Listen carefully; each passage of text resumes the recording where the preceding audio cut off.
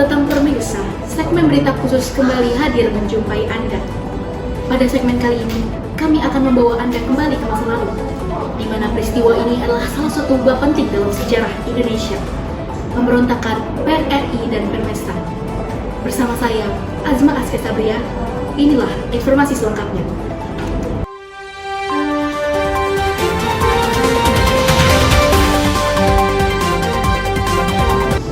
Pemberontakan PRRI dan Permesta merupakan salah satu gejolak politik dan militer terbesar yang terjadi pada era awal kemerdekaan di Indonesia. Berbagai faktor, termasuk ketimpangan pembangunan, ketidakpuasan militer daerah, serta dinamika politik nasional dan internasional berperan dalam munculnya gerakan ini. Gerakan PRRI saat itu dipimpin oleh Ahmad Hussein, sedangkan Permesta dipimpin oleh VJ Samuel yang menjadi bukti bahwa pemerataan pembangunan dan keadilan dalam pemerintahan sangat penting dalam menjaga stabilitas negara. Setelah Indonesia merdeka, pemerintah pusat menghadapi berbagai tantangan dalam membangun negara yang baru berdiri. Salah satu tantangan terbesar adalah ketimpangan pembangunan antara Pulau Jawa dan daerah-daerah lainnya, terutama di daerah Sumatera dan Sulawesi. Daerah-daerah ini merupakan penghasil devisa terbesar bagi Indonesia, terutama dari sektor perkebunan, minyak, dan pertambangan. Namun, mereka merasa bahwa hasil kekayaan daerah tidak dikelola secara adil oleh pemerintah pusat, karena sebagian besar pembangunan justru terfokus di Pulau Jawa. Selain masalah ekonomi, ada juga ketegangan dalam tubuh militer. Pada saat itu, Perdana Menteri Muhammad Hatta mencanangkan program reorganisasi dan rasionalisasi atau RERA yang bertujuan untuk merampingkan angkatan bersenjata. Program ini bertujuan agar jumlah tentara lebih efisien dan profesional. Tetapi, kebijakan RERA ini ditentang oleh banyak perwira militer di daerah, terutama di Sumatera dan Sulawesi, karena mereka merasa posisinya terancam. Banyak tentara daerah yang takut kehilangan pekerjaan dan merasa bahwa kepentingan mereka diabaikan oleh pusat. Ketidakpuasan ini akhirnya melahirkan berbagai kelompok militer di daerah, seperti Dewan Banteng di Sumatera Barat, Dewan Gajah di Sumatera Utara, Dewan Garuda di Sumatera Selatan, dan Dewan Manguni di Sulawesi Utara.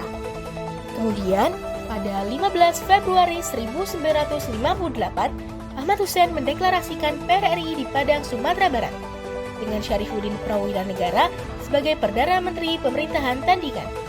Sementara itu, di Sulawesi Utara, VJ Samuel mendeklarasikan Permesta pada 2 Maret 1957. Kedua gerakan ini mewakili beberapa tuntutan utama terhadap pemerintah pusat, di antaranya 1. Pembubaran Kabinet Juanda yang mereka anggap tidak mewakili kepentingan daerah. 2. Penghapusan pengaruh Partai Komunis Indonesia atau PKI dalam pemerintahan. 3. Pengembalian posisi Soekarno sebagai presiden konstitusional tanpa peran eksekutif. Tetapi, Presiden Soekarno dan pemerintah pusat menolak tuntutan ini. Mereka menganggap PRRI dan Permesta bukan sebagai gerakan koreksi terhadap pemerintah, tetapi sebagai pemberontakan terhadap Negara Kesatuan Republik Indonesia atau NKRI. Maka, pemerintah pusat mengambil langkah tugas untuk menumpas kedua pemberontakan ini. Operasi militer besar-besaran segera diluncurkan untuk merebut kembali wilayah-wilayah yang dikuasai oleh PRRI dan Permesta. Situasi semakin memanas ketika Amerika Serikat diduga ikut campur dalam pemberontakan ini.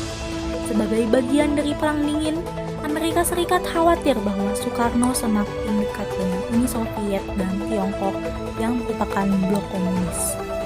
Dokumen yang kemudian terungkap menunjukkan bahwa CIA memberikan dukungan kepada PRRI dan Permesta dalam bentuk senjata, logistik, dan pelatihan militer.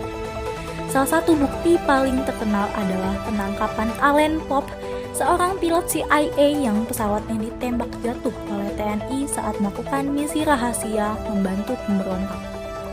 Untuk menghadapi pemberontakan ini, Presiden Soekarno mengerahkan pasukan militer dalam beberapa operasi besar, di antaranya 1. Operasi 17 Agustus pada tahun 1958 untuk menumpas PRRI di Sumatera Barat. 2. Operasi Merdeka. pada tahun 1958 sampai dengan 1961 untuk menghancurkan Permesta di Sulawesi Utara. Dalam waktu singkat, kota-kota utama seperti Padang dan Bukit Tinggi berhasil direbut kembali oleh pasukan pemerintah dan para pemimpin PRRI serta Permesta akhirnya menyerah. Walaupun pemberontakan ini berhasil ditumpas, dampaknya sangat besar, baik dari segi sosial, politik, maupun ekonomi. Beberapa dampak utama dari peristiwa ini adalah 1. Lebih dari 10.000 korban jiwa, termasuk 5.592 warga sipil. 2. Migrasi besar-besaran orang Minangkabau yang menyebabkan semakin banyak perantau Minang di kota-kota besar seperti Jakarta. 3.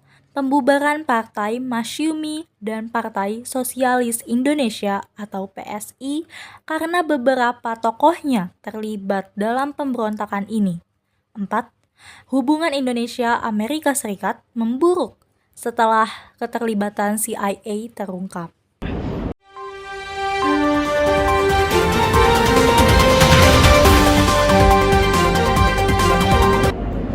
Peristiwa PRRI dan Permesta menjadi pelajaran bahwa ketimpangan pembangunan dan ketidakadilan dalam pemerintahan dapat memicu konflik yang besar. Meskipun hal ini telah berlalu, dampaknya tetap terasa hingga kini dalam sejarah politik dan sosial Indonesia. Demikian berita khusus saya akhiri. Terima kasih telah menyimak. Saya, Azma Askia Sabriah, bersama tim mengucapkan salam sejarah dan sampai jumpa.